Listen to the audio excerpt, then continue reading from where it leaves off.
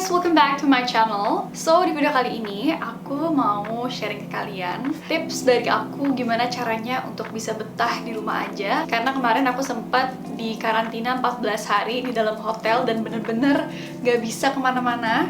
Kalau kalian belum nonton video itu, you guys can check that out here. I'll probably put the video right here. I thought I was gonna struggle really bad karena aku belum pernah sebelumnya kayak gitu. Biasanya kalau lockdown di Jakarta pasti aku masih bisa keluar rumah untuk olahraga segala macam, dan ini aku bener-bener gak bisa kemana-mana, sendirian pula gitu. Jadi aku cukup belajar banyak sih, apa aja sih yang bisa aku lakuin untuk bisa anteng gitu di dalam kamar. Makanya di sini aku pengen sharing gimana caranya aku bisa tetap stay sane sama bisa melalui proses karantina aku dengan mulus. Mungkin buat kalian yang lagi lockdown, yang harus di rumah aja, semoga video ini bisa membantu. And yeah, let's just get started. So, kalau menurut aku, kuncinya yang paling penting untuk bisa betah di rumah adalah kita harus bahagia gitu. Gimana caranya kita bisa tetap happy, tetap senang walaupun kita locked up di rumah aja gitu. So, pertama adalah kita wajib banget memenuhi our daily dose of happiness. So, dose ini singkatan dari dopamine, oxytocin, serotonin, dan endorphins. Pasti banyak dari kalian yang udah sering dengar juga. Jadi ini adalah chemicals yang dapat membantu tubuh kita untuk mengeluarkan hormon bahagia. Dan kalian bisa dapetin daily dose ini dengan beberapa cara. Aku bakal talk about that more in this video. So again, I'm not an expert. Please correct me if I'm wrong. Aku cuma ngasih tau kalian apa yang aku tahu based on my research dan based on my experience as well. So hal pertama yang aku lakuin saat aku karantina itu, sebelum aku karantina, aku create a routine. Jadi aku bener-bener specifically aku tulis setiap harinya ini aku bakal ngapain aja. Jadi misalnya pagi-pagi aku bangun tidur, gosok gigi, sarapan, habis itu meditasi. Karena aku ngerasa dengan aku punya rutinitas, aku jadi ngerasa lebih I know what to expect gitu besok-besoknya. I just feel like it keeps me sane, kayak knowing what to do tomorrow, what to expect, what to look forward to. Ada motivasi gitu setiap harinya. Selain aku punya rutinitas, aku juga suka bikin daily highlight. Jadi highlight ini adalah aktivitas atau hal-hal yang wajib aku lakuin di hari itu. Dan biasanya tuh ini aku catat sehari sebelumnya. Di malam hari aku tulis, besok apa sih yang pengen aku selesain. Misalnya aku pengen selesain yoga course aku, besok aku harus selesain gitu. Jadi aku ngerasa itu jadi membuat aku ada motivasi juga. Yang kedua adalah to learn new things. I think it's really important to step out of your comfort zone, untuk keluar dari zona nyaman kita. Misalnya kemarin aku mulai sering lagi gambar, sketching. Kalau kalian follow aku pasti kalian ngeliat aku sering upload my sketches. Terakhir aku ngegambar itu 6 tahun, 7 tahun yang lalu. Pokoknya banyak banget sih hal baru yang bisa kalian coba. Contohnya belajar instrumen baru, atau coba olahraga baru yang bisa kalian lakuin di rumah. Kayak kemarin aku pas karantina aku coba nyewa alat rowing, and it kind of helped me feel more excited about my day. Kalian bisa coba ikutan kursus. Kayak kemarin aku ikutan kursus yoga online karena lagi karantina. Aku itu belum masuk sekolah, jadi aku nggak ada tugas. Terus kalau misalnya aku cuma ngedit sama gambar, kayaknya kurang. Aku ngerasa dengan kita di rumah aja ini adalah opportunity untuk kita ngelakuin hal-hal yang selama ini selalu kita tunda. Menurut aku dengan adanya waktu luang ini, it's the perfect timing to actually make time for those things. Selanjutnya adalah create something. Kayak aku selama karantina, aku ngegambar, terus juga aku ngevlog keseharian aku selama karantina. Aku ngerasa di saat aku bisa membuat sesuatu atau create something, anything, I just feel more excited, more motivated, lebih termotivasi gitu. Dan it just makes me really happy setiap harinya. And that's what I do. Selama karantina aku coba untuk create something setiap hari. Dan ternyata aku juga baru tahu kalau kita create sesuatu itu it releases the dopamine and endorphin yang membuat kita merilis hormon-hormon bahagia gitu. Dan selanjutnya adalah untuk berjemur. Kalau kalian punya akses ini, you guys are very lucky karena kemarin lagi aku karantina, aku nggak bisa buka jendela, jadi aku nggak bisa berjemur. Tapi kalau kalian bisa, coba at least setiap hari berjemur untuk 10 menit. sebelum jam 11 pagi atau setelah jam 4 sore. Dan getting exposed to sunlight helps us untuk lebih tenang, terus lebih bahagia dan lebih gampang untuk tidur. Jadi it promotes a better sleep. So I think itu sangat membantu di saat kalian di rumah aja. Pasti jadinya susah tidur, dan dengan kita getting exposed to sunlight itu akan sangat membantu.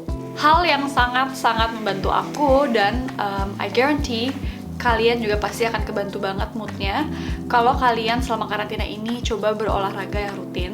Karena bukan cuma olahraga itu of course bagus untuk kesehatan, tapi buat mental kita juga sangat membantu.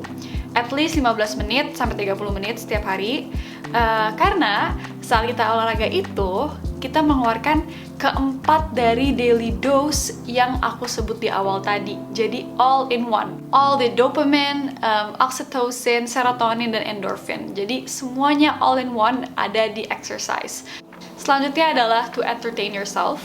Di sini aku mau share juga film dan series apa aja sih yang aku tonton selama karantina yang bantu menghibur aku dan semoga bisa bantu kalian juga. So these are the list of the movies and series that I've been loving. Dan setelah itu, hal yang paling penting menurut aku kalian harus coba adalah meditasi. Jadi untuk silencing the mind, karena aku ngerasa sendiri kalau di rumah aja pikiran itu jadi kemana-mana, jadi overthinking, terus jadi malah anxiety, jadi stres. Meditasi itu sangat membantu aku sih untuk lebih bisa tenang, terus lebih bisa mikir jernih gitu. Dan biasanya aku lakuin ini 10-15 menit setiap hari di pagi hari biasanya. Buat kalian yang pengen baru coba meditasi, aku saranin kalian pakai musik. Di YouTube itu banyak banget musik untuk meditasi. Kalian tinggal search aja. Terus juga kalian bisa download aplikasi Headspace. Itu salah satu aplikasi yang bisa guide kalian dalam meditasi. Selanjutnya adalah mandi air dingin. Taking cold showers. Aku bener-bener ngerasain banget benefit dari mandi air dingin ini selama karantina kemarin, dan sangat dianjurkan untuk kalian coba mandi air dingin at least 2-3 kali dalam seminggu selama 5 menit. It really helps untuk nge-boost our immune system, terus juga it boost our mood, jadi lebih calm, lebih happy. Aku juga ngerasa tidur aku jadi jauh ke-improve gitu setelah mandi air dingin setiap hari. Selanjutnya adalah hal yang menurut aku cukup crucial kalau kalian di rumah aja, apalagi kalau kalian lagi ngekos sendirian, nggak ada teman, nggak ada keluarga gitu. Menurut aku penting banget untuk stay in touch with your loved ones, misalnya sahabat kalian, teman kalian, keluarga, pacar. Karena pas lagi karantina kemarin, aku ditemenin sama pacar aku, jadi kita teleponan 24 jam non-stop. Itu aku ngerasa cukup membantu aku banget untuk nggak ngerasa sendiri. Dan aku juga rutin teleponan sama mama, papa, kakakku. Pokoknya hampir setiap hari aku pasti teleponan sama mereka. And it helped me a lot. Waktu kerasa lebih cepat, terus aku juga jadi ngerasa nggak sendiri yang aku bilang tadi. Dan lebih seneng aja sih aku ngerasanya. Selanjutnya adalah to avoid falling into the infinity pool. Kalau kalian belum pernah dengar, jadi infinity pool ini basically it's an extensive usage of anything, dimana kalian itu nggak punya control of stopping yourself gitu from doing that activity. Misalnya scrolling Instagram, scrolling YouTube, TikTok gitu. It's fun, it really boost mood aku juga kalau nontonin video-video TikTok yang lucu gitu. Tapi I think it would be great kalau kita ngebatasin. Jadi sebelum kita main Instagram atau social media lainnya, kita harus, kalau aku sih, aku ngerasanya aku harus intentional gitu. Jadi oke, aku bakal buka Instagram nih, aku mau ngapain, dan I just limit myself. Misalnya, aku batasin diri aku untuk main Instagram buat 30 menit paling lama gitu. Setelah itu, aku harus ngerjain hal yang lain. Kalau aku nggak ngelakuin itu, aku bakal terjebak aja seharian nge-scroll Instagram, dan aku nggak bisa ngapa-ngapain. Padahal deep down, aku ngerasa aku pengen ngelakuin sesuatu nih. I don't know, kalau aku sendiri sih, kalau aku fall into that infinity pool, aku jadi ngerasa nggak produktif. Aku jadi ngerasa nggak termotivasi, jadi ngerasa bad mood juga. It really affects my mood. aku jadi bawaannya suka ngomel-ngomel ke pacar aku.